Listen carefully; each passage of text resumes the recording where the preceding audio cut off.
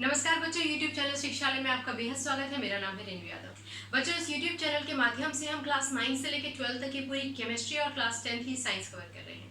Class 10 chemistry में last lecture में हम लोगों ने बात की थी आयोनिक कंपाउंड, आयोनिक बॉन्ड्स और उनकी प्रॉपर्टीज की, और आज हम बात करने जा रहे हैं second type of bond, covalent bond की। ऑलराइट, अच्छा, covalent bonds are formed by the sharing of electrons. ये हम पहले भी डिस्कस कर चुके हैं। आज हम विस्तार में जानेंगे कि आखिर कोवेलेंट बॉन्ड कैसे बनते हैं और कितने टाइप के होते हैं। तो पहले तो ये सुन लो सिंपल सी चीज कि कोवेलेंट बॉन्ड 3 तरीके के होते हैं। एक तो सिंगल कोवेलेंट बॉन्ड, एक डबल बॉन्ड्स होते हैं, वो भी कोवेलेंट बॉन्ड बनाते हैं, और ट्रिपल कोवेलेंट बॉन्ड्स। ठीक है, 3 तरीके के हमारे पास बॉन्ड्स होते हैं। एक चीज और समझो, covalent bonds are formed by the union of non metals. Alright, जब नॉन मेटल्स वो एक तरीके का नॉन मेटल दूसरे नॉन मेटल से शेयरिंग ऑफ इलेक्ट्रॉन्स कर ले, जैसे हाइड्रोजन, या फिर 2 तरीके के नॉन मेटल्स एक दूसरे से शेयरिंग ऑफ इलेक्ट्रॉन्स कर ले, जैसे कि हाइड्रोजन और क्लोरीन।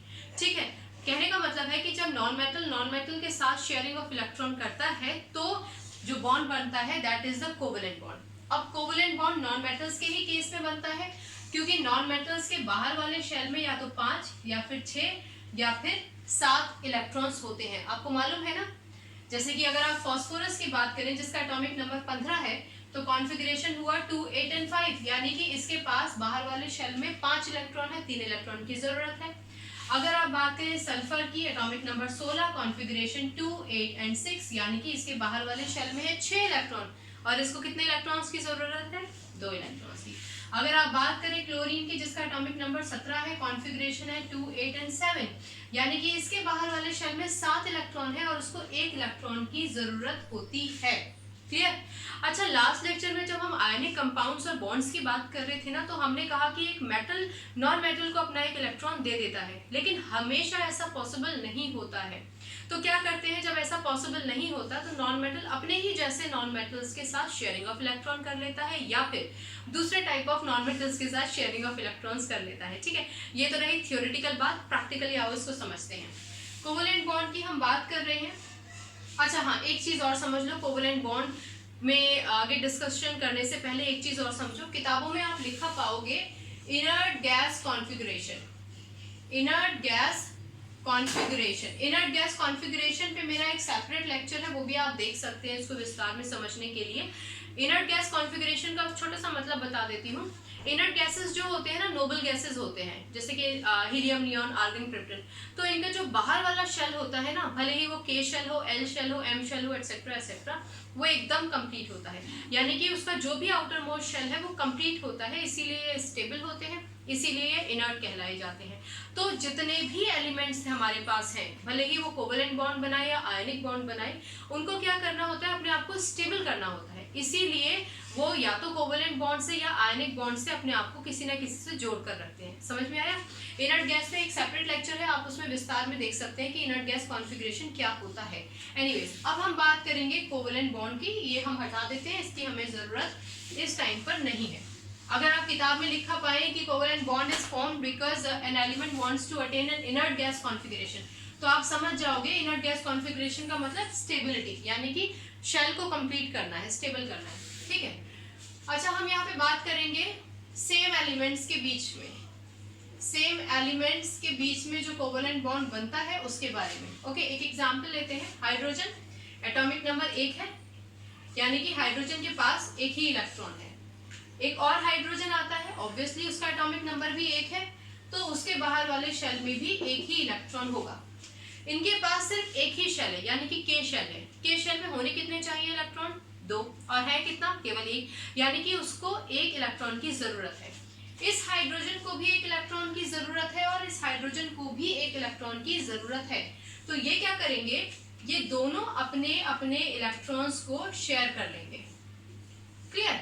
बच्चों, जब कभी भी 2 इलेक्ट्रॉन शेयर होते हैं तो एक बॉन्ड आता है, सिंगल बॉन्ड आता है, तो यानी कि ये हो जाएंगे H बॉन्ड H। और इसका ये मतलब हुआ कि ये वाला जो बॉन्ड आप देख पा रहे हो ना, this bond is known as the covalent bond. Clear? This bond is known as the covalent bond. हम हमेशा एलिमेंट्स को दूसरे एलिमेंट्स के साथ बॉन्डेड यानी बॉन्ड लगाकर नहीं दिखाते, इसीलिए आप इसको H2 कर भी देखोगे। क्लियर? एक छोटी सी चीज और समझो जो एक क्लास 9 के कॉन्सेप्ट का रिवीजन है। जब दो एक जैसे एटम्स साथ में मिलकर जुड़ जाते हैं तो उसको हम मॉलिक्यूल बोलते हैं, मॉलिक्यूल ऑफ एलिमेंट। यानी कि हाइड्रोजन क्या है, वैसे तो आप H2 को हाइड्रोजन गैस के तौर पर जानते हो, बट अगर अदरवाइज आपसे पूछा जाए कि ये कैसा मॉलिक्यूल है तो आप बोलेंगे मॉलिक्यूल ऑफ एलिमेंट। ठीक है, मॉलिक्यूल का मतलब समझ गए? जब दो एलिमेंट्स यूनियन कर जाए तो वो मॉलिक्यूल होते हैं, और अगर सेम एलिमेंट्स, सेम टाइप के एलिमेंट्स यूनियन कर जाए तो मॉलिक्यूल ऑफ एलिमेंट। अगर दो अलग अलग तरीके के एलिमेंट्स यूनियन कर जाए तो मॉलिक्यूल ऑफ कंपाउंड, जैसे कि H2O HCl। एनीवेज, ये आपको समझ में आया? क्लियर? ओके, एक एग्जांपल और ऐसा ले लेते हैं सेम एलिमेंट्स का, फिर डिफरेंट एलिमेंट्स का सफर तय करेंगे। हम सेम एलिमेंट्स के कोवेलेंट बॉन्ड्स की बात कर रहे हैं, just a minute. Same elements के बीच में कोवेलेंट बॉन्ड कैसे बनता है, और सिंगल कोवेलेंट बॉन्ड की इस टाइम पे हम बात कर रहे हैं। ऑलराइट, अब हम बात करते हैं क्लोरीन की। Chlorine atomic number 17, configuration 2, 8 and 7। आपके पास एक क्लोरीन हो या दो क्लोरीन हो, कहानी सबकी सेम रहेगी। जस्ट अ मिनट बच्चों। ओके, आपके पास एक और क्लोरीन है, उस क्लोरीन का एटॉमिक नंबर भी 17 है, कॉन्फ़िगरेशन 2, 8 एंड 7। ओके, ये भी क्लोरीन था 2, 8, 7। यानी कि इस क्लोरीन के पास, आपके पास बाहर वाले शेल में 7 इलेक्ट्रॉन्स हैं। ऑलराइट, और ये वाला जो क्लोरीन है उसके पास भी बाहर वाले शेल में 7 इलेक्ट्रॉन्स ही हैं। क्लोरीन 1, 2, 3, 4, 5, 6, 7। दोनों ही क्लोरीन्स को एक एक इलेक्ट्रॉन की जरूरत है, तो ये क्या करेंगे, आपस में ही शेयरिंग ऑफ इलेक्ट्रॉन्स कर लेंगे। ओके, यानी कि ये क्लोरीन बोलेगा कि भैया मेरे पास 7 इलेक्ट्रॉन है, एक की कमी है, तो वो बोलेगा ठीक है तुम मेरा शेयर कर लो, मेरे पास भी 7 है, मेरे पास भी एक इलेक्ट्रॉन की कमी है, तुम मुझसे अपना शेयर कर लो। क्लियर? दो इलेक्ट्रॉन शेयर होते हैं तो एक बॉन्ड बनता है, यानी कि Cl बॉन्ड Cl। यानी कि आप इसको Cl2 भी लिख सकते हैं। क्लियर? आप इसको क्या लिख सकते हो, Cl2 भी लिख सकते हो। So this is again known as the molecule of element। और एक और चीज समझो कि अगर आप इस क्लोरीन की बात करो तो इसके पास 2, 3, 4, 5, 6, 7, 8 इलेक्ट्रॉन्स हो गए। इस क्लोरीन की बात करो तो इसके पास भी 2, 3, 4, 5, 6, 7 और एक ये जो शेयर किया था 8। यानी कि ये भी इनर्ट गैस कॉन्फ़िगरेशन अटेन कर चुका है और ये भी इनर्ट गैस कॉन्फ़िगरेशन अटेन कर चुका है। और यही किसी भी एलिमेंट का पर्पस होता है कि वो इनर्ट गैस कॉन्फ़िगरेशन अटेन कर ले, यानी कि अपने शेल को स्टेबल कर दे, भले ही शेयरिंग ऑफ इलेक्ट्रॉन से करे। क्लियर? या फिर भले ही लेकर करे, तो वो तो हम डिस्कस नहीं कर रहे हैं, आयोनिक तो हम ऑलरेडी डिस्कस कर चुके हैं। समझ में आया? तो ये था हमारा covalent bond between the same type of element. ऐसे और भी बहुत सारे एलिमेंट्स हैं जो इलेक्ट्रॉन्स की शेयरिंग करके अपने आप को कंप्लीट करते हैं। ठीक है, लेकिन आज हम सिर्फ सिंगल बॉन्ड की बात करेंगे। तो सिंगल बॉन्ड में सेम एलिमेंट्स का हमने डिस्कशन कर लिया, अब डिफरेंट टाइप ऑफ एलिमेंट्स के भी एग्जाम्पल ले लेते हैं।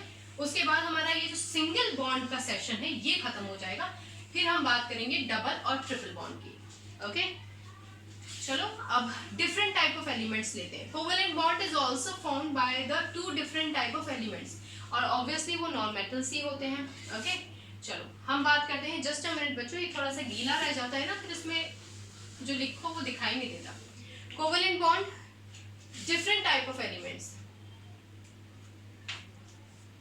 Different. Okay, just a minute, wait a minute. आप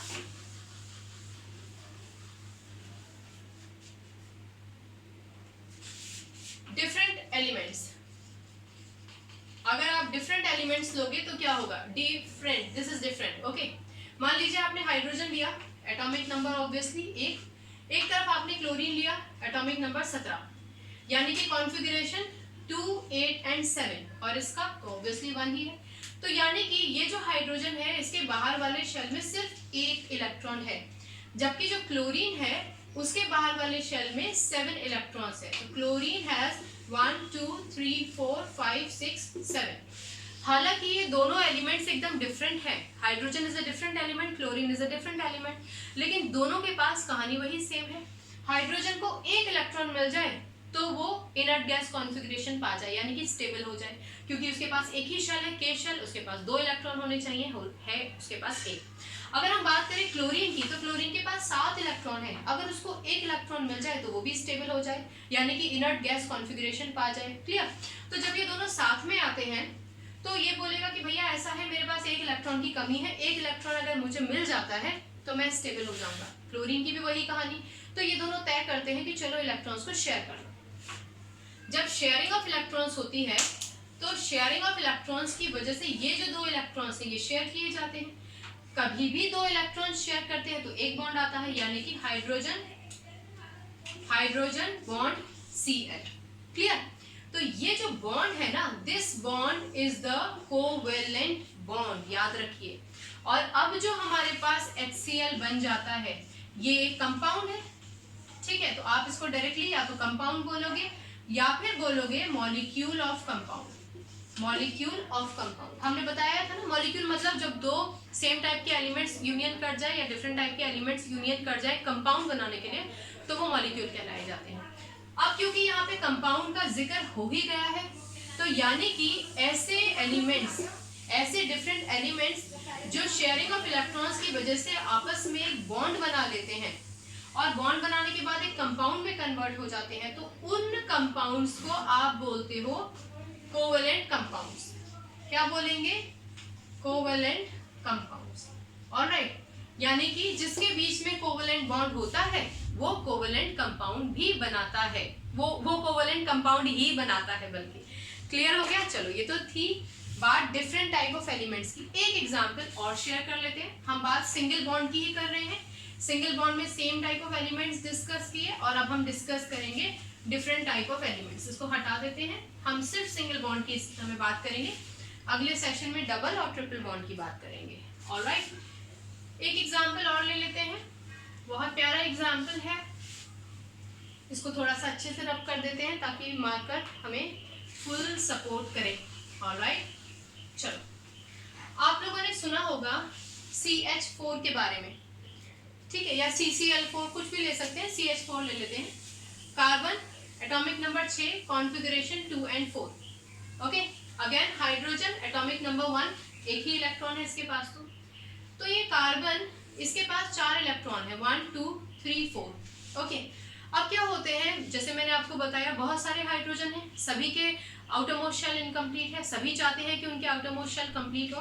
तो यहाँ पर कार्बन के पास हर एक डायरेक्शन से एक एक हाइड्रोजन आ जाएगा और ऑब्वियसली अपने एक एक इलेक्ट्रॉन के साथ आएगा। क्लियर? ओके, जैसा कि आप जानते ही हैं, इसको हटा देते हैं, आप लोग जानते ही हो हाइड्रोजन के बाहर वाले शेल में एक इलेक्ट्रॉन है, उसको एक और इलेक्ट्रॉन की जरूरत है। ठीक है, तो वो कार्बन से शेयर करेगा। हाइड्रोजन के पास 2 इलेक्ट्रॉन हो गए, ये वाला भी शेयरिंग करेगा, 2 इलेक्ट्रॉन्स हो गए। ये हाइड्रोजन के पास भी 1 इलेक्ट्रॉन है, एक कार्बन से शेयर कर लेगा, इसका ऑक्टेट भी कंप्लीट। हाइड्रोजन के पास तो एक ही शेल है ना, 2 इलेक्ट्रॉन्स की जरूरत थी, एक अपना था, एक कार्बन से ले लिया, इसका भी शेल कंप्लीट। ये एक और हाइड्रोजन है, इसने भी वही शेयरिंग किया, इसका भी ऑक्टेट कंप्लीट। ऑलराइट, अब क्या होता है, कार्बन के पास 1 2 3 4 बाहर वाले शेल में इसका कॉन्फ़िगरेशन तो 2 4 था ना, इसका कॉन्फ़िगरेशन तो 2 4 था, तो इसके बाहर वाले शेल में 4 इलेक्ट्रॉन्स हैं, इसके पास होने चाहिए थे 8। तो ये क्या करता है, ये जो हाइड्रोजन है ना, जैसे हाइड्रोजन ने इसके इलेक्ट्रॉन शेयर किए, ऐसे ही कार्बन क्या करता है, इन हाइड्रोजन्स के एक एक इलेक्ट्रॉन्स को शेयर कर लेता है। ये हाइड्रोजन के एक एक इलेक्ट्रॉन्स को शेयर कर लेता है। क्लियर? तो इसका मतलब ये हुआ कि कार्बन ने एक बॉन्ड इस हाइड्रोजन के साथ बनाया, इस हाइड्रोजन के साथ भी एक बॉन्ड बनाया, इस हाइड्रोजन के साथ भी एक बॉन्ड बनाया, इस हाइड्रोजन के साथ भी एक बॉन्ड बनाया। आप जरूरी नहीं है आप इसको हमेशा बॉन्ड बॉन्ड करके दिखाओ, आप इसको CH4 भी लिख सकते हो। एक चीज और सुनो आगे बढ़ने से पहले, जहां हम डॉट से दिखाते हैं ना, तो वो हमारा कहलाया जाता है electron dot structure, that is known as the electron dot structure. Clear हो गई आपको बात? और ये आपका बॉन्ड, आप बॉन्ड से शो कर रहे हो, ठीक है ना, इसको स्केलेटन स्ट्रक्चर बोलते हैं। फिलहाल ये इलेक्ट्रॉन डॉट स्ट्रक्चर है, ये हम और आगे विस्तार में पढ़ेंगे। तो ये हो गया आपका CH4। अब आप समझ ही गए होंगे, क्योंकि ये कोवेलेंट बॉन्ड से बना है, इसीलिए आप इसको कोवेलेंट कंपाउंड भी बोल सकते हैं। Okay, so that means covalent compounds are those compounds that are formed by the bond that is formed by the sharing of electrons. Clear? तो यहाँ पे हमने सिंगल बॉन्ड की ही बात की है, सेम टाइप ऑफ एलिमेंट्स के बीच में सिंगल बॉन्ड बनता है उसका डिस्कशन कर लिया, डिफरेंट टाइप ऑफ एलिमेंट्स के बीच में जो कोवेलेंट बॉन्ड बनता है उसका डिस्कशन भी किया। सेम टाइप का एलिमेंट अगर शेयरिंग करता है तो वो मॉलिक्यूल बना देता है, ये और बात है कि वो गैसियस फॉर्म में हो या लिक्विड फॉर्म में या व्हाटएवर फॉर्म में। और अगर आपका different type of elements combine करते हैं तो वो मॉलिक्यूल ऑफ कंपाउंड या फिर सिंपल कंपाउंड बनाता है। क्लियर हो गया? चलो, तो आज के सेशन में बस हमें इतना ही कवर करना था। अगले सेशन में हम डबल और ट्रिपल बॉन्ड भी कवर करेंगे। याद रखिएगा, कोई भी कंपाउंड भले ही वो आयनिक कंपाउंड आयनिक बॉन्ड बनाए या फिर कोवेलेंट बॉन्ड बनाए, आयनिक कंपाउंड के फॉर्म में हो या कोवेलेंट बॉन्ड के फॉर्म में हो, सभी एलिमेंट्स का एक ही उद्देश्य होता है कि वो इनर्ट गैस कॉन्फिगरेशन यानी कि स्टेबिलिटी को अटेन करें। ठीक है, चलिए, केमिस्ट्री से अपनी केमिस्ट्री बहुत अच्छी बनाइए, खुश रहिए, पढ़ते रहिए और क्वेरीज को पूछते रहिए। Take care, bye bye.